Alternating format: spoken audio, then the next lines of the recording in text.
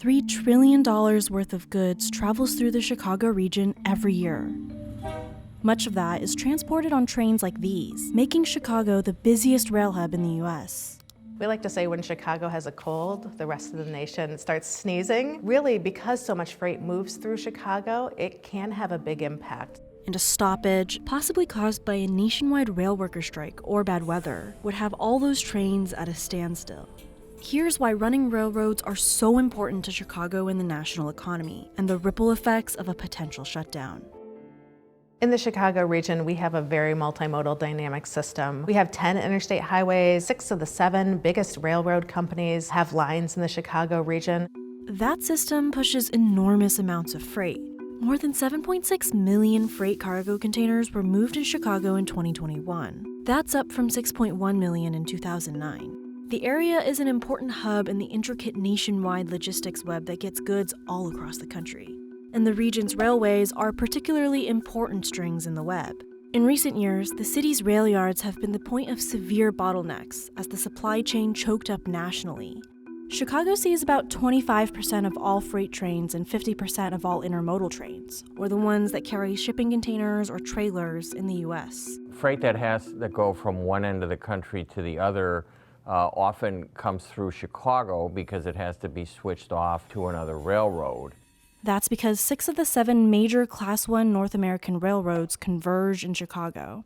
Railroads began growing in the latter part of the 19th century. The East Coast railroads pushed west, the West Coast railroads pushed east, and they met in Chicago. The freight rail industry plays a huge role in the region's $645 billion economy. Local transportation and logistics firms provided $13.8 billion in services in 2021.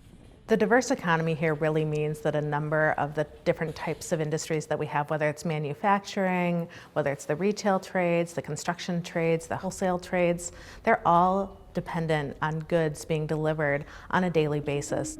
And over a quarter of the region's jobs are in industries that rely on cargo transport, including rail. But it's not just freight that would be incapacitated by a rail stoppage. Public transit depends on the railroads too.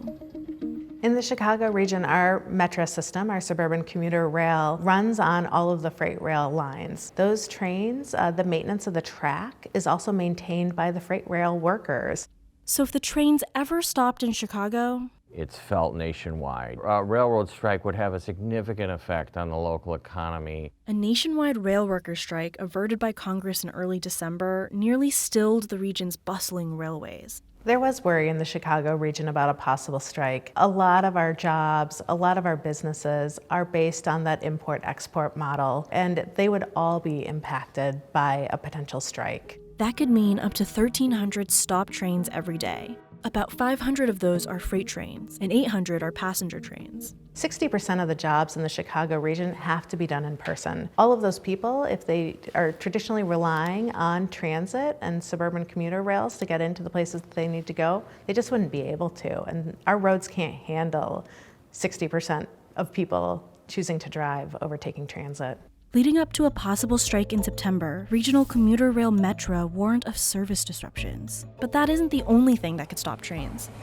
Bad weather and snowstorms have impacted service in the past. In 1999, a blizzard shut down the rail system, affecting operations for months. You had goods sitting on the railroad lines like soybeans and corn that were just going bad. And so they weren't even able to deliver many of the shipments that were sitting there waiting. As a result, the region launched CREATE, a plan to eliminate rail bottlenecks. Still, another harsh winter struck in 2014. Traffic snarled, sending delays throughout the system. Trains couldn't get in here, they couldn't get out of Chicago. The whole system kind of seized up. There were trains stacked up kind of all over the country, all over North America, waiting to get somewhere, and they couldn't. Goods like cars, coal, and fertilizer were all affected by the stoppages. It took warm weather for traffic to flow efficiently again. That national gridlock made it clear that railroads, including Chicago's, are vital in the supply chain. Railroads in Chicago help keep the economy moving. It kind of keeps the rest of the country moving as well. When the rail system has trouble, the rest of that transportation infrastructure suffers as well.